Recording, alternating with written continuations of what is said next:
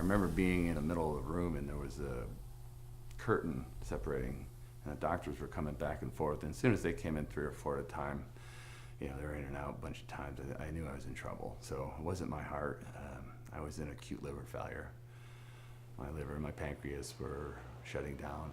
I was in danger of dying. And the doctor said that I could die over the weekend. And that was a Memorial Day weekend. I went from having a 7-figure income and everything I thought I ever wanted for, to being labeled an alcoholic and placed on the end of a liver transplant waiting list. So I literally needed somebody else to die for me to live.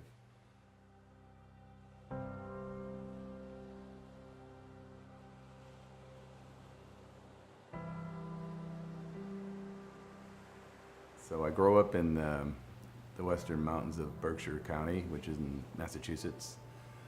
They call it the Booze Belt because it's known for its partying lifestyle. It's also known for baseball, so quite a few baseball players grew up there and played there and went on to play in college and professional.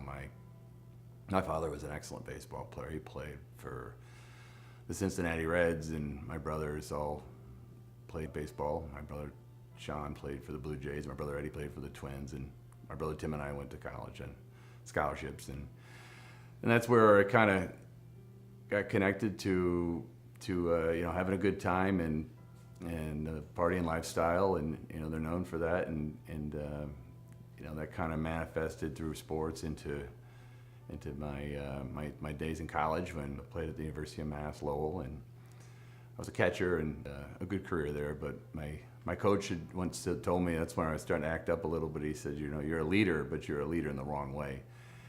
And it connected with me because I think that was the beginning of the end of my college baseball career.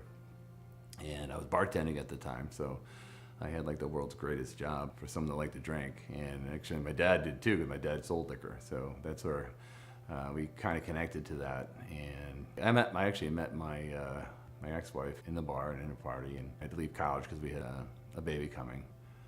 I needed a job, so I started looking, and in 1990 there was no jobs, and as I was trying to finish school, I was actually coaching baseball part-time for the team, and I got a job selling life insurance door to door in Lowell, Massachusetts, which is a pretty tough city, a fighting city. A lot of great boxers come from Lowell. So imagine me walking down the streets of Lowell, Massachusetts, knocking on doors, 21 years old. I didn't know anything, I didn't know anyone, and I didn't have anything. But I had good teaching, and I learned how to do it, but that business comes with a lot of rejection.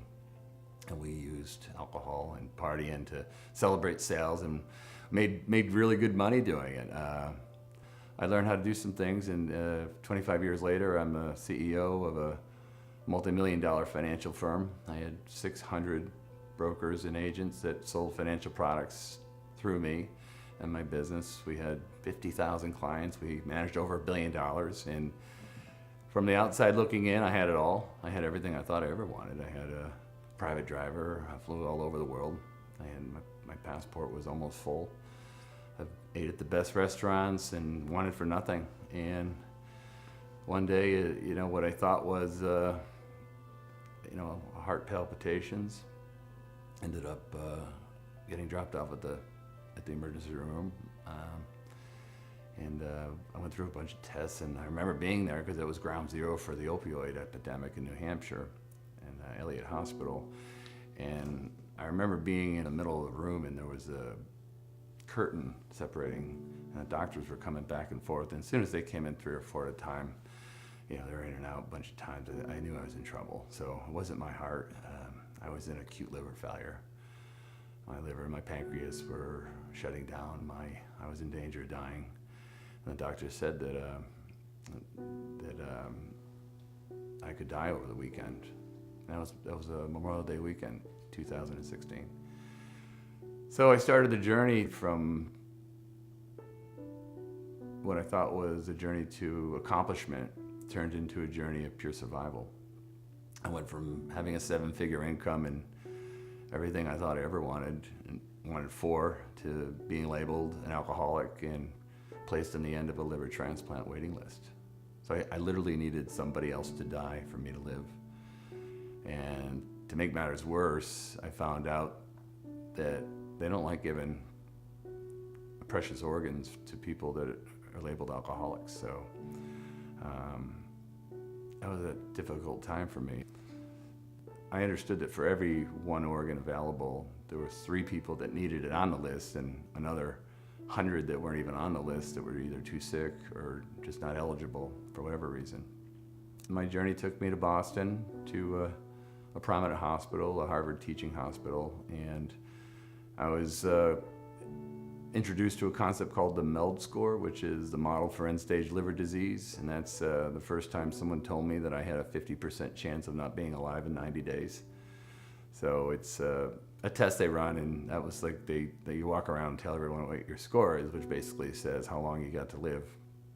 And so that number kept creeping up over the fall. I'm playing full out. I'm playing to win. I'm doing everything I'm supposed to be doing. And then my score kept getting worse.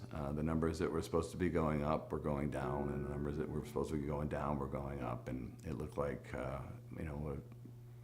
within 90 days, I probably wouldn't be alive.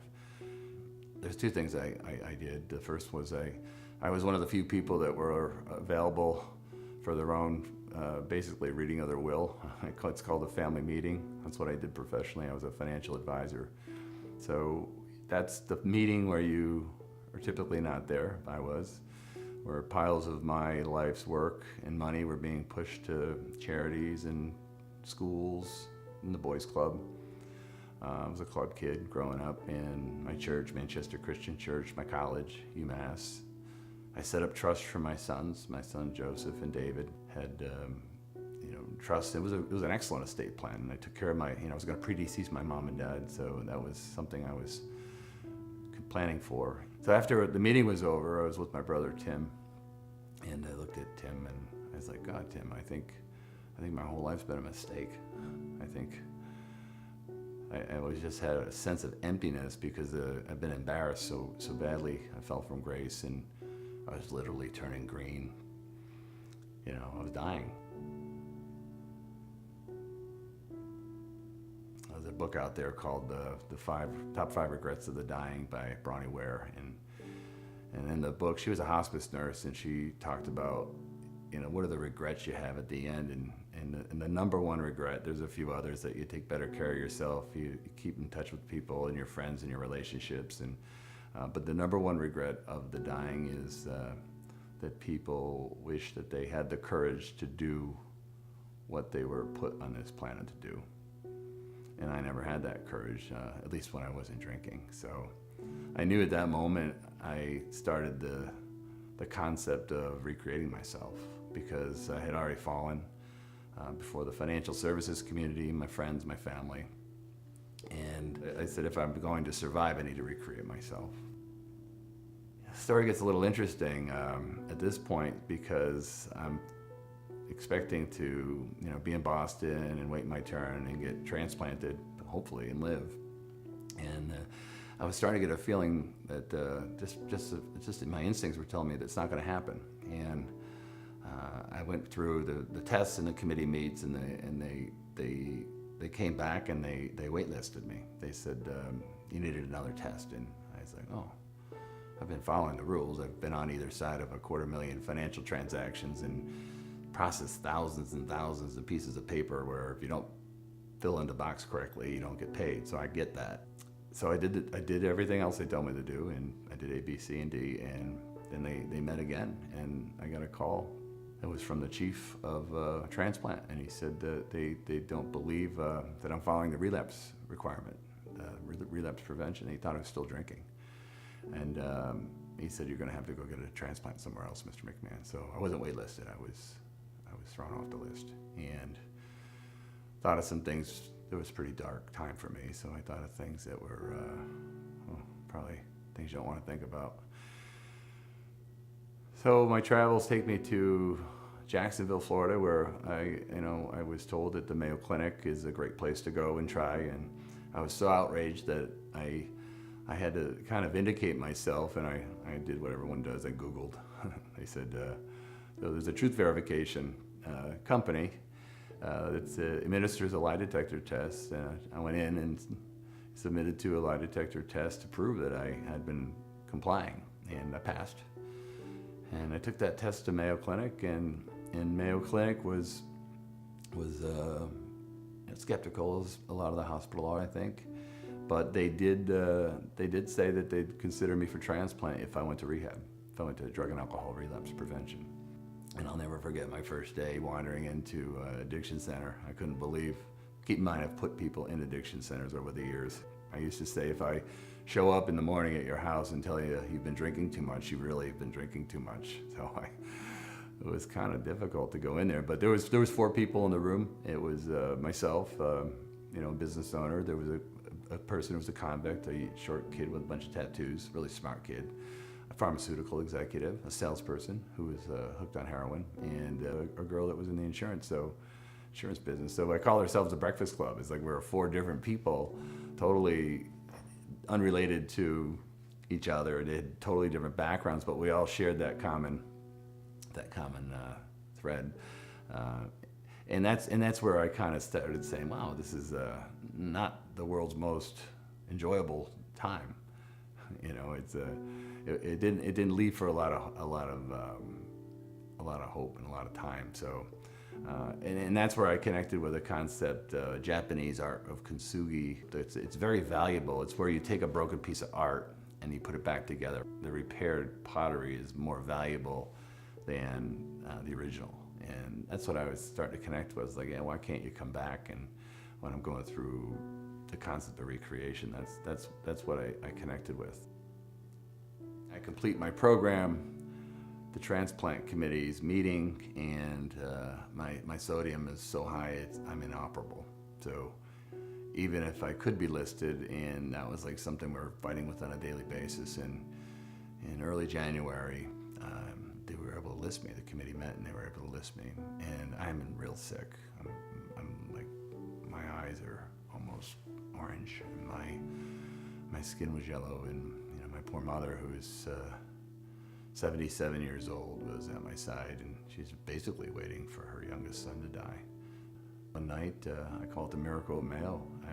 I'm sitting there, and the phone rang. And it was Mayo Clinic, and they said, "Mr. McMahon, are you in Jacksonville?" And I said, "Yes, I am." And then they had told me that they had identified a match. They found a match for me, but there was an issue, and the donor was considered high risk. So a prisoner in Alabama died from an overdose and from an IV drug, but he was also in prison. And I didn't think I had much of a choice, so I took it. I took a chance.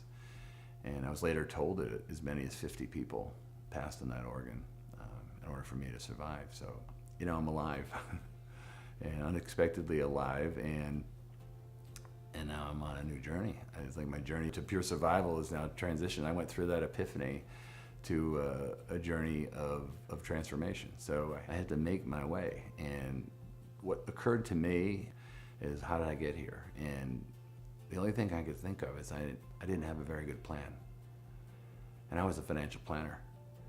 So it was the beginning of the program that we use called the R Factor 4, which is a program that helps people recreate themselves. And the industry, from what I hear about the addiction and rehabilitation and recovery, I did a ton of research on it.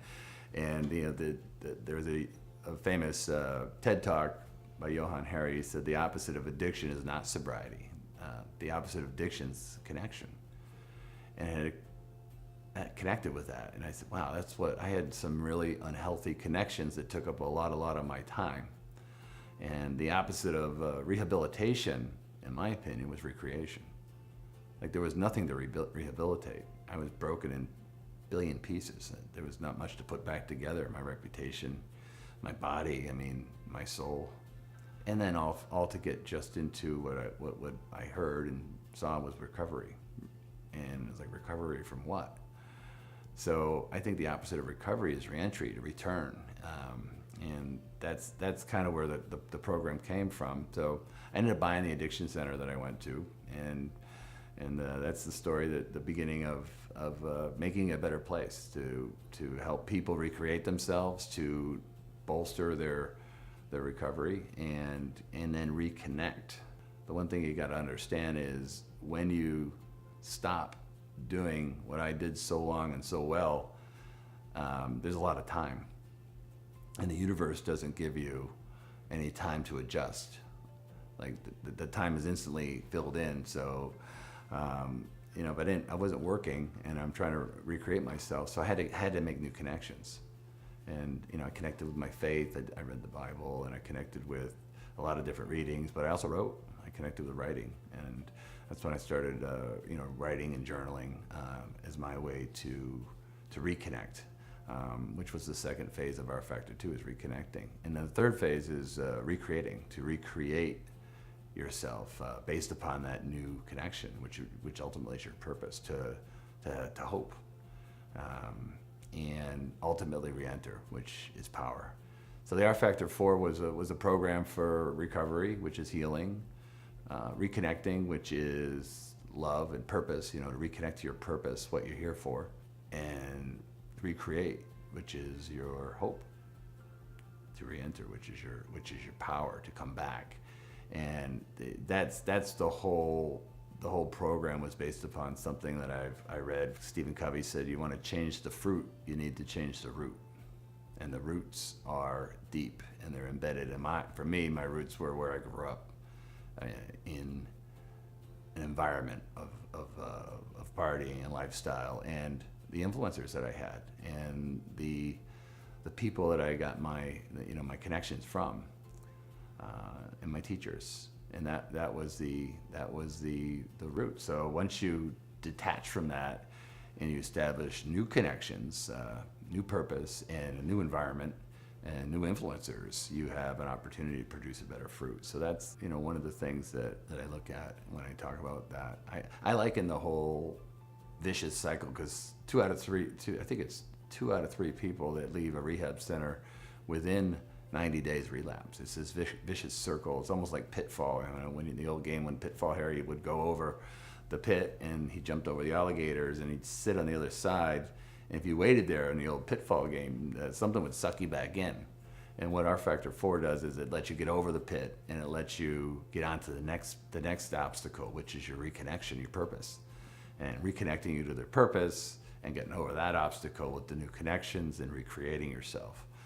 So you're getting so far away from ground zero, as I call it. Your momentum and your influencers and your new roots will change the fruit, which will be ultimately happiness. And I wrote a few books along the way. I wrote a book about labeling, that I didn't like being called an alcoholic. I think that when you go to identify as an alcoholic, those 2 words, I am, is a very powerful subconscious demand to be so. And I didn't identify. I didn't want to be that. The book I'm most proud of is Superhero Self, because I believe everybody is a superhero.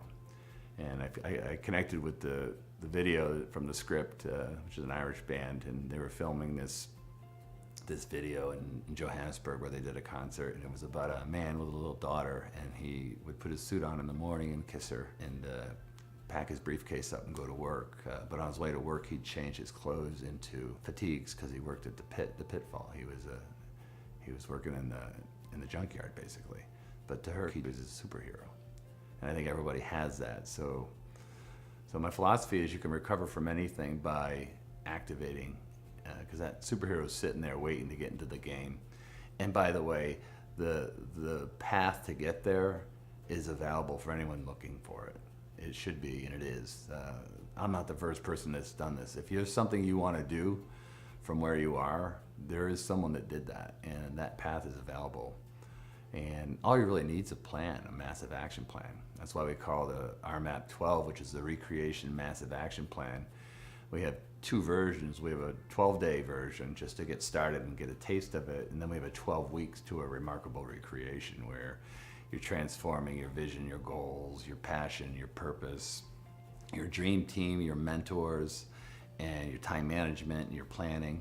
and you put it all together in this massive action plan of reentry, and it's very, very powerful. And the last thing is it's a never-ending cycle. It's a wash, rinse, and dry and repeat, and that's what the whole cycle of evolving and building on your plan. Because I always had an issue with the way the industry helps someone recover, and in the mental health industry, and everyone's like they want to get one day at a time by. They want to go one day at a time and live tomorrow exactly the way they live today. I don't think it's doing that for a 20-year plan. I think it's 20 perfect one-year plans, not a 20-year plan. And you build on the day.